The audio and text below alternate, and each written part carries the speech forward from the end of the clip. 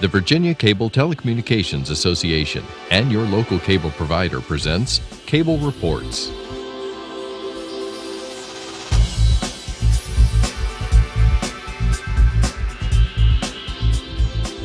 Join us now as Cable Reports brings you up to date on current issues facing the Commonwealth through discussions with your local legislators and other policymakers from across Virginia.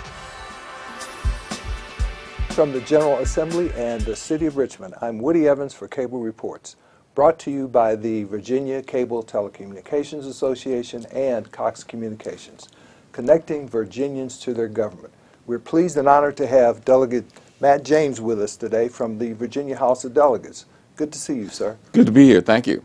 So what's going on in your district? Are things doing okay economically? Well, you know, it's doing better. I think the economy is coming along, but we still have our challenges.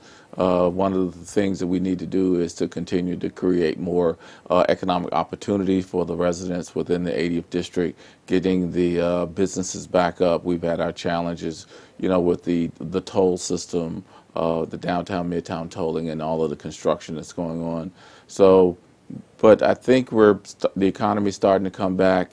We're a little bit worried about some of the federal impacts of that are going to hit us coming down the road. But I think if we can solve some of those issues and address them, especially on the education level and on the workforce development level, we can see some positive improvements. So can you give us an idea of the size of your district and the demographics? Sure. My district is somewhat interesting. It's when you look at it as a map, it takes you everywhere from downtown Norfolk to about 2/3 of Portsmouth along Interstate 264, and then a district in Chesapeake, and then I have northern Suffolk around 664. So I have those 4 cities within my district. It's a pretty diverse district. You may think with downtown Norfolk, and the composition is pretty diverse as well. Now, is this your 4th year here? This is my 4th year.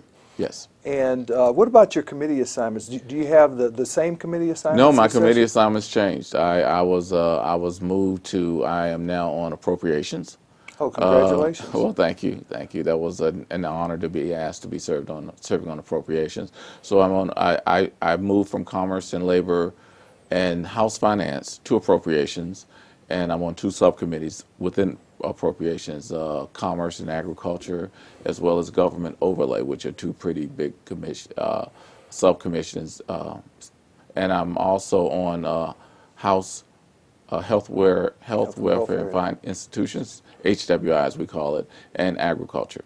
So it's a lot of new work I'm learning on the appropriations, and I'm learning about the money flow and all of those good things. Well, let's talk a little bit about the budget. Sure. And of course, yesterday was crossover, I believe. Exactly. Tell us what that means. Well, crossover is an interesting process here. What we have to do on the House side is we finalize all of our bills, and we're selected the bills that have gotten on 3rd read and passed out of the House, and they cross over to the Senate. And we're reviewing, and the Senate then takes over our bills, and some of them are identical. We call them companion bills, and others are unique. As a matter of fact, this morning I had 2 bills that successfully passed out of House Finance on the Senate side. So those bills are going to go to the full Senate committee. And on the House side, what we're going to do starting today is we're going to start to vote on the Senate bills that are going to come over. And matter of fact, I will be speaking to a bill that I have a companion bill over on the Senate side that Senator Lucas has passed out of the Senate. Talk to us about that bill. That's a wonderful bill. This really is one bill that I'm excited about. It's a new program targeted towards small, women-owned, minority businesses.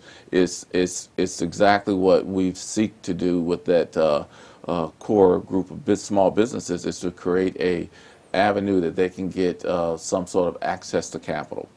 And it's targeted to businesses that have less than $1 million of net worth, and their financial capital is they need financial capital. So we will be able to, if it's passed and signed by the governor, we will be able to give out microloans in the amount of $10,000 up to $25,000 for people throughout the state of Virginia. So far, it's gotten no opposition. It's a lot of support from the small business community, and I think it's going to be a very successful program to help us build and give assistance to those small businesses that we need to nurture. Because when you look at economic development, our future is really, and we can get a lot of big businesses, but if we don't help those small businesses survive and grow so they can become big businesses, we will have missed a huge opportunity. And you've also got some legislation in regarding green jobs and Yes. the creation of a tax credit. Yes. Talk to us about that. Well, I think that's important to the economy, because we need to start to diversify our economy, and if we can attract, putting on my economic development hat, as you know, my background is in economic development, if we can attract companies that are going to have renewable energy and those types of things, we can better build what I call our business portfolio, and get those companies and startups that are going to be environmentally friendly. Great, and of course that's a way of promoting this new Virginia economy. Exactly. That's critical given what may happen again, as you mentioned earlier, with sequestration and further budget cuts. Exactly, and I think that we need to do everything we can to assist in attracting those companies. Talk to us a little bit more about the employment situation in your district. Who are some of the major employers? Well, the major employers, we have the universities, we have the tourism industry, hotels, and we have the shipyard, as well as small businesses and architectural and engineering companies. It's pretty much a diverse group, depending on where you want to focus. And if you look at, I have downtown Norfolk, so that's like the financial hub. So you have a lot of people who may not live in downtown, but the company entities are there.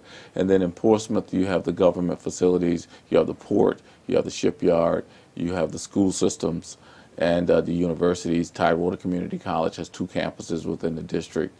As well as when you look at Northern Suffolk, has a growing retail component to it, as well as the military component that's over there as well. Now talk to us about the port. Well, the Port Authority, I think, has done a wonderful transition.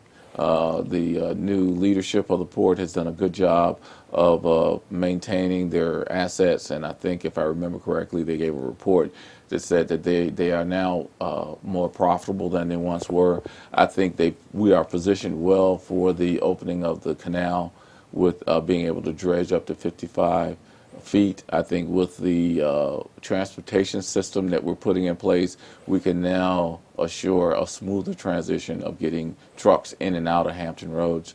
And I think the port is positioned well to really do some wonderful things and some new job opportunities. I was really happy to see that they have reopened the Portsmouth Marine Terminal, which is creating some new incremental jobs and opportunities for the citizens of Portsmouth, as well as the ATM terminal. So that port will now be able to handle those post-Panamax ships, as I understand it. Exactly. So the Panama Canal was refurbished, so to speak. It's larger, so Right. those big container ships Yeah. will be coming to Virginia. And it should provide a very competitive advantage for us, because the other ports can't do it. They have structural issues that they have to deal with. And I think that if we plan it right, which I think we have the team in place to do it, it will offer us a competitive advantage to really have a unique asset, not only for Hampton Roads, but for the Commonwealth of Virginia. Now, what about colleges, universities, and community colleges, especially in your district? Well, I think that we're seeing a paradigm shift, really, in the sense that I think that companies now, again, put on my economic development hat, companies are looking at workforce development. And you mentioned the new economy. Companies are understanding the fact that if we don't have a quality workforce, it's going to diminish our ability to attract and retain the companies that we have. So our governor has been very, very focused on making sure that our K through 12, our community colleges, and our four-year institutions are well positioned to train and retrain our workforce so that those companies can have the quality workforce to compete not only for the economy in the United States but worldwide. Now, as you know, everyone doesn't need or want a college degree, Oh, but those absolutely. community colleges provide an opportunity to do either. Yeah. Talk to us about the Absolutely. importance of I that. mean, one of the biggest, I don't know if it's a misconception, but one of the biggest things that when I talk to people about workforce development is everyone talks about, for example, STEM jobs. Science, technology, engineering, and math. Exactly. Half of those jobs don't require a four-year degree. And so what we do is we have to make sure we have a dialogue with the parents, we have to dialogue with the students, and get them to understand what I like to call the relevancy of studying science, of understanding math, of understanding things. Because when you teach that, especially in K through 12, it's going to really increase their ability to understand and enter the workforce in a better place. And I think that that's where there's no magic to it. It's just that people have to understand how the economy has changed and what the requirements are from the employers. So what we try to do in my day job with the Peninsula Council for Workforce Development, if I can digress to that, Absolutely. we try to maintain a dialogue between the employers and industry clusters and then talk to the educators. And it sometimes could be as simple as, for example, if you're going through high school and the school's refocusing on applied math, which is much more applicable to working, you create a higher degree of understanding for that employee who's going to go into the company.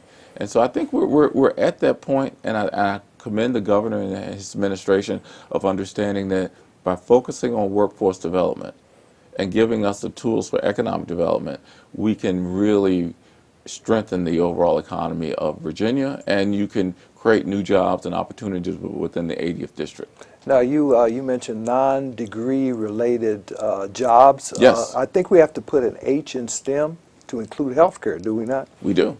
I think STEM was a catchy phrase, but you can add a lot of alphabets to STEM that I think will really come into it. And another thing that we're also focusing with some legislation, is we're trying to focus on helping the transition of exiting military folks Exactly. into the economy, because we have a lot of those folks who can help build our economy as As a well. matter of fact, I believe there's a way for a returning member from theaters of war, to the extent they've gained relevant Exactly. experience. Talk about that. Yeah, that's a bill that I think is very, very instrumental, especially the Hampton Roads. I mean, we have well over 10,000 exiting military folks a year in Hampton Roads. So if we can help them come into the workforce, it's just another tool that we can have to build our economy. Now, what about tourism? I take it that's important in Oh your yeah, district tourism as is well. really good. Yeah. I'm introducing a bill that I introduced in 2011, and it's tourism zones, and it allows financing. It assists in the financing of new tourism projects within Hampton Roads. Since 2011, they've had two projects that have announced. One was in Fredericksburg, the other one was in Newport News City Center and in the Virginia Beach. And it's an opportunity to just get projects started, and it's had a tremendous impact. And my current amendment would change. It's basically about gap financing. It would change the gap financing that would be required, but it's been well received by the industry. I think tourism is a way to create new jobs and to create new revenue, and I think it's going to be something that's going to help throughout the Commonwealth as well. What about major business facilities? I think you have some legislation in terms of a tax credit. Yeah, what that bill is simply is just we've recommended to decrease the years that they can spread the tax credit out from 3 to 2 years. That bill dates back to the Governor Allen administration. It's been one of the main contributors. It's created, I think last time I checked, over $1 billion of new revenue since its inception, and well over, I think, almost 1 million jobs. So that's one of the tools, and as I call it, the toolbox of the economic development community, and I think that will really help us going forward. Now, I understand the Appropriation Committee has wrestled with a host of issues, not the least of which is to hold harmless funding from K through 12. Yes. Unfortunately, that hold harmless means at 2009 levels. Yes. Talk to us a little bit more about that. Yeah, it's you know, as what the chairman said, I'm a newbie on the Appropriations Committee. So, but you know, I'm encouraged by the fact that we're holding them harmless. But it is, as you said, at the 2009 levels. I think there's a commitment to do there. My hope would be going forward, we can, as the economy gets better, and we're finding it is getting better. I think we're above the projections that we were talking about, is we can start to take that incremental new revenue and reinvest it in our K through 12. I'm a big I went to public schools, both of my daughters did, and in Hampton Roads, and I think that we need to do that because public education is really needed. So hopefully we can do that. I was also encouraged by the fact that we were able to give some raises to state employees who really need it, and some of our teachers. So my hope is, as we strengthen the economy and grow the economy, we should be producing new incremental revenue, and we can slowly but surely get back to full funding of K through 12. Now, how important is pre-kindergarten in your district? Absolutely, absolutely. I mean, if you look at the determinants of pre-K, you know, there's a really strong connection. I don't remember the exact study, but the amount of hours that we read to our young kids below the ages of kindergarten really determines how well they're going to do in school. So I think we need to focus on that, because I think that that's really the starting point. And so the more we can get that done, the more we ensure our students are going to be successful going on up to high school, colleges, and universities. Yeah, you mentioned the amount of time we read to our youngsters. Yes. There's a saying, you learn to read and then you read to learn. Exactly. How important is it as a marker for kids to be able to read at the third grade level? Oh yeah, I mean, a lot of folks have told us, and I've read numerous studies that said that that's a determining factor. If you know, when you get to that third grade level, and if you can't proceed and you can't comprehend, it becomes a huge hurdle for you going forward. It also dictates to some extent, as I understand it, the state's projection of building additional correctional facilities. I've heard that as well.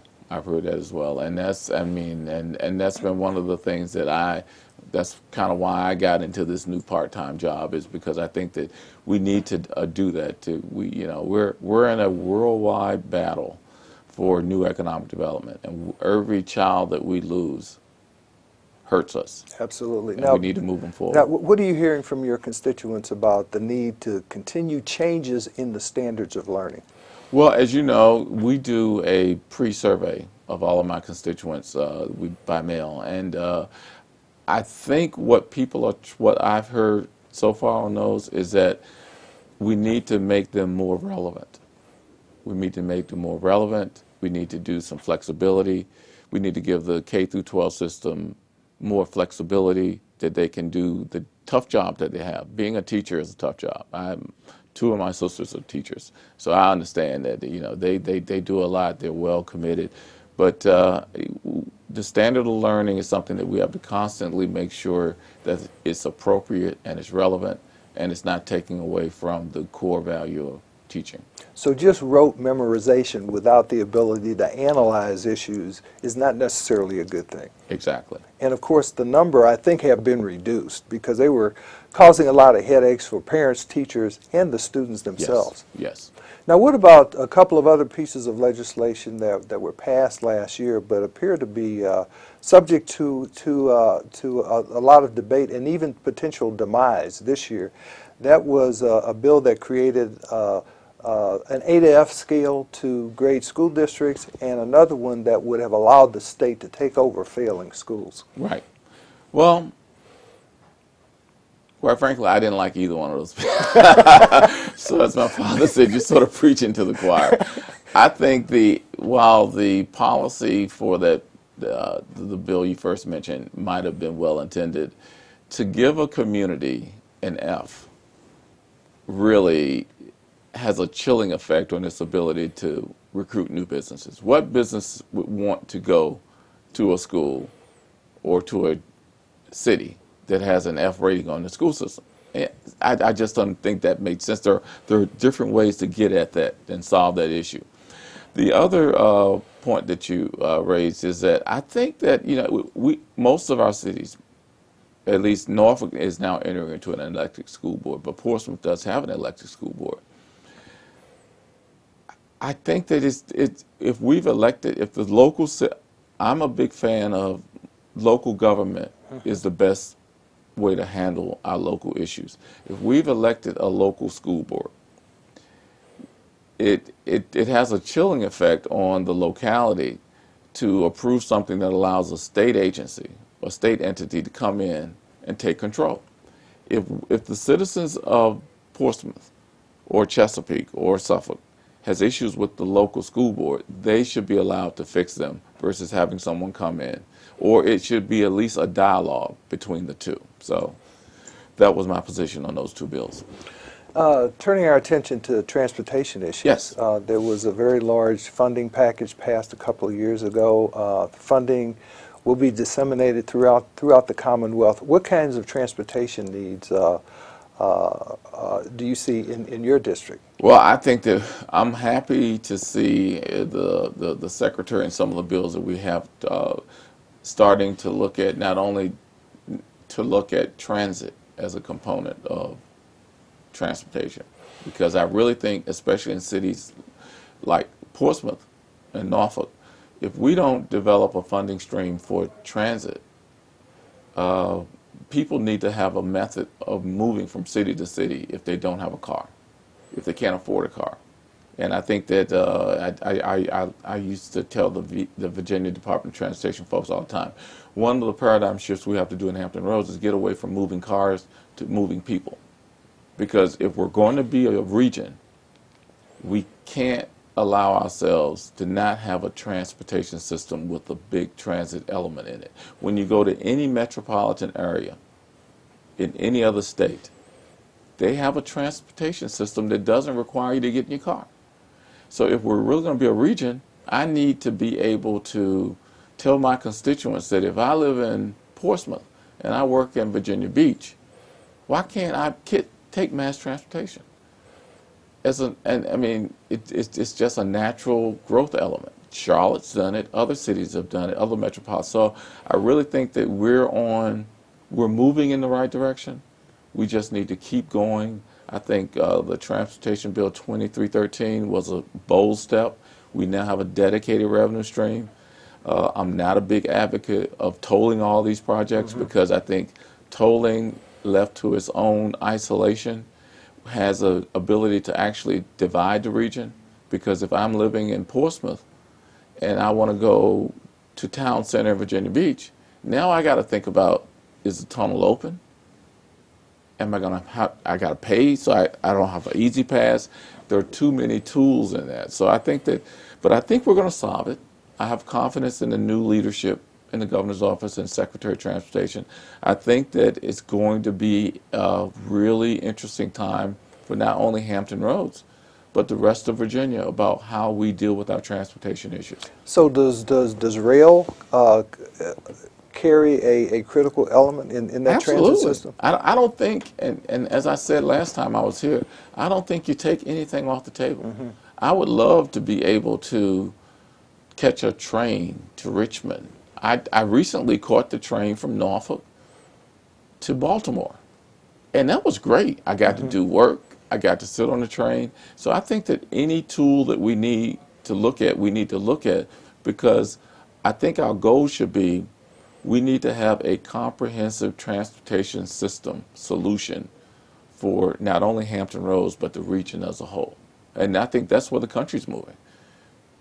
Now, you mentioned the tunnel system. Yes. That's a transportation issue, potentially a public safety issue to the Yes. extent they flood. Also a national security issue potentially as well. Talk to us about those elements. Oh, wow. Where you want me to start? I don't know how much time we have left. But I think that we have to look at that. I mean, I think that that's a question I don't have a short answer for. I think it's something that the Secretary of Transportation is going to have to embrace. I think that they're moving right in the right direction. Uh, but I don't. But I think that in a couple of years we'll probably be better served. I think we have with the funding stream, as we said, but we are dependent on the tunnels.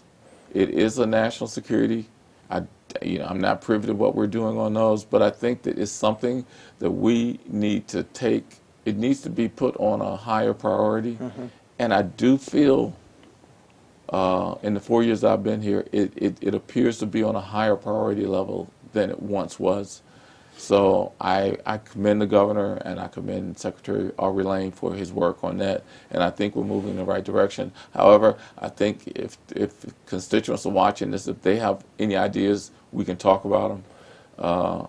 So I'm feeling better about it, but I think we still need to focus and come up with some better mid to long-term solutions. Now, I want your constituents to hear about it, a program that you have to involve youngsters into the political process. You have a young student with you today who's shadowing you. Yes. As a matter of fact, talk to us about that. Well, one of the things that when I first got elected, I made a commitment to whenever I go talk to citizens and people in the district, I said, if you want to have your kids, they can have a wonderful opportunity if they're in the appropriate age group. I will support their application to be a page.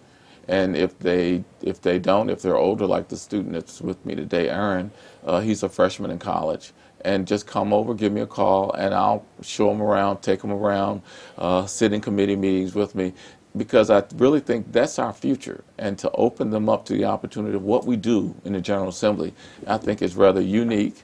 And I like to share it with them because they all leave, and hopefully some of them will do what I'm doing now, or even better, they can be governor. But you need to start somewhere, and I really think that I like doing that because it's not only good to have them up here, but it's good to have a friendly face. Absolutely, absolutely. We've got about 2 minutes left. Okay. I want you to comment on what's likely to happen in terms of ethics reform. There is at least a public perception Right. that something needs to be done. We've got to define terms better in terms of who's a close personal friend or a relative. Right. We need to place caps on the amount one can accept as a gift.